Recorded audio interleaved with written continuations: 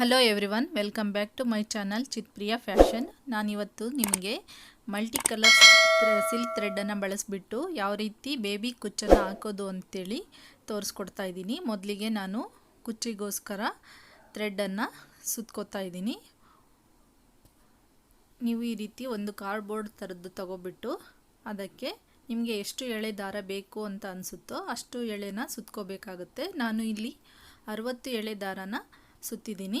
ಹಾಗೆ ಎಲ್ಲ ಸುತ್ತಿ ಆದಮೇಲೆ ಅದನ್ನೆಲ್ಲ ಬಿಗಿಯಾಗಿ ಇಟ್ಕೊಂಡ್ಬಿಟ್ಟು ಒಂದು ಕಡೆ ಅದನ್ನು ಕಟ್ ಮಾಡ್ಕೋಬೇಕಾಗುತ್ತೆ. ಕಟ್ ಮಾಡ್ಕೊಂಡ್ಬಿಟ್ಟು ಇದೇ ರೀತಿ ನೀವು 3 ಕಲರ್ನು ಕೂಡ ರೆಡಿ ಮಾಡಿ ಇಟ್ಕೋಬೇಕಾಗುತ್ತೆ. ಈ ರೀತಿ ರೆಡಿ ಮಾಡಿ ಇಟ್ಕೊಂಡ್ಬಿಟ್ರೆ ನಮಗೆ ಕುಚ್ಚು ಹಾಕೋದು ಫಾಸ್ಟಾಗಿ ಹೋಗುತ್ತೆ. ಈಗ ನಾನು ಅದಕ್ಕೆ ಫ್ಯಾಬ್ರಿಕ್ ಗಮ್ಮನ್ನು ಹಾಕೋತಾ ಇದ್ದೀನಿ ತುದಿಗೆ. ಯಾಕೆ ಅಂದರೆ ಅದನ್ನು ನಾನು ದೊಡ್ಡ ಸೂಜಿಗೆ ಪೋಣಿಸ್ಬೇಕಾಗುತ್ತೆ. ಇದು ದಾರ ಬಿಡಿ ಬಿಡಿ ಇದ್ದರೆ ಸೂಜಿಯಲ್ಲಿ ಹೋಗೋದಿಲ್ಲ. ಅದರಿಂದ ಸ್ವಲ್ಪ ಗ್ಲೂ ಹಾಕ್ಕೊಂಡು ಅದನ್ನು ಲಾಸ್ಟಿಗೆ ಸ್ವಲ್ಪ ಟ್ರಿಮ್ ಮಾಡ್ಕೊಂಡ್ಬಿಟ್ಟು ಅಲ್ಲಿ ಈಗ ದೊಡ್ಡ ಸೂಜಿಗೆ ಅದನ್ನು ಪೋಣಿಸ್ಕೊಳ್ತೀನಿ. ಇದೇ ರೀತಿ ನೀವು ಎಲ್ಲ ಥ್ರೆಡ್ಗಳನ್ನ ಪೋಣಿಸಿಟ್ಕೋಬೇಕಾಗುತ್ತೆ. ಸೂಜಿ ಒಂದೇ ಇತ್ತು ಅಂದರೆ ದಾರನಷ್ಟೇ ರೆಡಿ ಮಾಡ್ಕೊಂಡಿರಿ, ಯಾವಾಗ ಬೇಕಾಗುತ್ತೋ ಅದನ್ನು ಆಗ ನಾವು ಪೋಣಿಸ್ಕೋಬೇಕಾಗುತ್ತೆ. ಈ ರೀತಿ ರೆಡಿ ಮಾಡಿಟ್ಕೋಬೇಕು. ನೀವು ಇನ್ನೊಂದು ಟಿಪ್ ಏನು ಅಂದರೆ ಇಲ್ಲಿ ನಿಮಗೆ ನೀವು ಸ್ವಲ್ಪ ದಾರನ ಬೇಕಾದರೆ ರೆಡಿ ಮಾಡ್ಕೊಂಡ್ಮೇಲೆ ಅದನ್ನು ಐರನ್ ಮಾಡ್ಕೊಳ್ಳಿ. ಆಗ ದಾರ ಶೈನಿಂಗ್ ಆಗೋ ಕಾಣುತ್ತೆ. ಹಾಗೆ ಫಿನಿಶಿಂಗ್ ಚೆನ್ನಾಗಿರುತ್ತೆ. ಸೀರೆಯಲ್ಲಿ ಸ್ಟಿಫ್ ಆಗಿ ಕೂತಿರುತ್ತೆ, ನಮಗೆ ಯಾವುದೇ ಸುಕ್ಕು ಆಗೋದಿಲ್ಲ. ಈಗ ನೋಡ್ತಾ ಇರ್ಬೋದು ಸೀರೆ ತೊಗೊಂಡಿದ್ದೀನಿ. ಸೀರೆನ ರಾಂಗ್ ಸೈಡನ್ನು ಮೇಲ್ ಬರೋ ಹಾಗೆ ಇಟ್ಕೊಂಡಿದ್ದೀನಿ. ಇದು ಯಾಕೆ ಅಂತ ನಾನು ಮುಂದೆ ಹೇಳ್ತೀನಿ, ರಾಂಗ್ ಸೈಡ್ ಯಾಕೆ ಮೇಲೆ ಇಟ್ಕೊಂಡಿದ್ದೀನಿ ಅಂತೇಳಿ. ಈಗ ಒಂದು ಚಾಪೀಸ್ ತೊಗೊಂಡ್ಬಿಟ್ಟು ಗುರ್ತು ಮಾಡ್ಕೋತಾ ಹೋಗ್ತಾ ಇದ್ದೀನಿ. ನಮಗೆ ಎಷ್ಟು ಗ್ಯಾಪ್ ಬೇಕೋ ಅಷ್ಟು ಗುರ್ತು ಮಾಡ್ಕೋತಾ ಹೋಗಬೇಕು. ಇಲ್ಲಿ ಗುರ್ತು ಯಾಕೆ ಮಾಡ್ತಾಯಿದ್ದೀನಿ ಅಂದರೆ ನಾನು 3 ಕಲರ್ ಥ್ರೆಡ್ಡನ್ನು ಬಳಸ್ತಾ ಇರೋದ್ರಿಂದ ಈ ಗುರುತು ಮಾಡಲೇಬೇಕಾಗುತ್ತೆ. ಯಾವ ಥ್ರೆಡ್ ಎಲ್ಲಿಗೆ ಬರುತ್ತೆ ಅನ್ನೋದು ನಮಗೆ ಈ ರೀತಿ ಗುರುತು ಮಾಡಿಕೊಂಡಾಗ ಈಸಿ ಆಗುತ್ತೆ, ಕೆಲಸನೂ ಫಾಸ್ಟಾಗಿ ಆಗೋಗುತ್ತೆ. ಇಲ್ಲಿ ಒಂದೇ ಕಲರ್ನ ಯೂಸ್ ಮಾಡ್ತಾ ಇದ್ದೀರಿ ಅಂದರೆ ಈ ರೀತಿ ಗುರುತು ಮಾಡೋ ಅವಶ್ಯಕತೆ ಇಲ್ಲ. ಎಷ್ಟು ಗ್ಯಾಪ್ ಬೇಕೋ ಅಷ್ಟನ್ನು ನೀವು ಗುರ್ತು ಹಾಕ್ಕೋಬೇಕಾಗುತ್ತೆ. ಈಗ ನೋಡ್ತಾ ಇರ್ಬೋದು ಈ ಕಲರ್ನ ನಾನು ಫಸ್ಟಿಗೆ ಹಾಕ್ತಾಯಿದ್ದೀನಿ. ಫಸ್ಟಿಗೆ ಏನು ಗುರ್ತು ಮಾಡ್ಕೊಂಡಿದ್ದೀನಲ್ಲ ಆ ಜಾಗಕ್ಕೆ ಈ ಬಣ್ಣನ, ಈ ಕಲರ್ ದಾರನ ನಾನು ಫಸ್ಟಿಗೆ ಹಾಕ್ತಾಯಿದ್ದೀನಿ. ಕೆಳಭಾಗದಿಂದ ಸೂಜಿನ ಮೇಲಕ್ಕೆ ತಗೋಬೇಕು. ತಗೊಂಬಿಟ್ಟು ಸ್ವಲ್ಪ ಕೈಯಲ್ಲಿ ನೀಟಾಗಿ ದಾರನ ಎಳ್ಕೊತಾ ಇರಿ.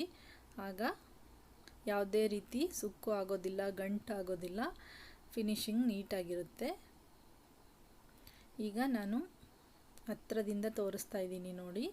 ಒಂದು ಹೆಮ್ಮಿಂಗ್ ಸೂಜಿಗೆ ಗೋಲ್ಡ್ ಥ್ರೆಡ್ಡನ್ನು ಸುತ್ತಿಟ್ಕೊಂಡಿದ್ದೀನಿ. ಅದನ್ನು ನಾನು ಈ ಥ್ರೆಡ್ಡಿಗೆ ಒಂದು 3 ಅಥವಾ 4 ಸಾರಿ ಸುತ್ಕೊಂಡ್ಬಿಟ್ಟು ಮೇಲ್ಭಾಗದಿಂದ ಅದನ್ನು ಕೆಳಭಾಗಕ್ಕೆ ತಗೊಂಬಂದ್ಬಿಟ್ಟು ಈ ರೀತಿ ಗಂಟು ರೀತಿ ಬರೋ ಹಾಗೆ ಮಾಡಬೇಕು. ಆಗ ಕುಚ್ಚು ಬಿಗಿಯಾಗಿ ಕೂರುತ್ತೆ. 1 ಸಾರಿ ಅಥವಾ 2 ಸಾರಿ ಮಾಡಿ. ಇದನ್ನು ಮಾಡಬೇಕಾದ್ರೆ ಬೆರಳು ಹುಷಾರು, ಆ ಸೂಜಿ ಕೈಗೆ ಚುಚ್ಚೋ ಸಾಧ್ಯತೆ ಇರುತ್ತೆ. ನಿಧಾನಕ್ಕೆ ನೋಡಿ ಮಾಡ್ಕೊಳ್ಳಿ. ಗೋಲ್ಡ್ ಥ್ರೆಡ್ಡನ್ನು ಫಸ್ಟಿಗೆ ಕಟ್ ಮಾಡಿಕೊಂಡು ಮತ್ತೆ ಕೈಯಲ್ಲಿ ಥ್ರೆಡ್ಡನ್ನು ನೀಟಾಗಿ ಮಾಡಿಕೊಂಡು ಈಗ ಸ್ವಲ್ಪ ಕತ್ತರಿಸಿದ್ದೇನೆ. ಈಗಲೇ ಫುಲ್ ಫಿನಿಶಿಂಗ್ ಅಂತ ಅಲ್ಲ, ಲಾಸ್ಟಿಗೆ ನೀವು ಪೂರ್ತಿ ಸೀರೆ ಆದಮೇಲೂ ಕೂಡ ನಿಮಗೆ ಎಷ್ಟು ಬೇಕು ಅಂತ ನೋಡ್ಕೊಂಬಿಟ್ಟು ಎಲ್ಲ ಕುಚ್ಚನ್ನು ಒಂದೇ ಸರಿನೇ ನಾವು ಟ್ರಿಮ್ ಮಾಡ್ಕೋಬೋದು.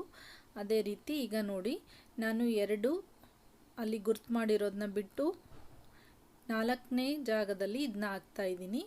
ಈ ರೀತಿ ಗುರ್ತು ಮಾಡ್ಕೊಳೋದ್ರಿಂದ ನಮಗೆ ಅದೇ ಈ ರೀತಿ ಫಾಸ್ಟಾಗಿ ಆಗೋಗುತ್ತೆ. ಇಲ್ಲ ಎಲ್ಲಿ ಹಾಕಬೇಕು ಏನು ಅಂಥೇಳಿ ಗ್ಯಾಪು ಗೊತ್ತಾಗೋದಿಲ್ಲ, ಯಾವ ಕಲರ್ ಎಲ್ಲಿಗೆ ಬರುತ್ತೆ ಅನ್ನೋದು ಸಹ ಸರಿಯಾಗಿ ಗೊತ್ತಾಗೋದಿಲ್ಲ. ಈ ರೀತಿ ಮಾಡ್ಕೊಂಬಿಟ್ರೆ ಫಾಸ್ಟಾಗಿ ಆಗೋಗುತ್ತೆ ಕೆಲಸ.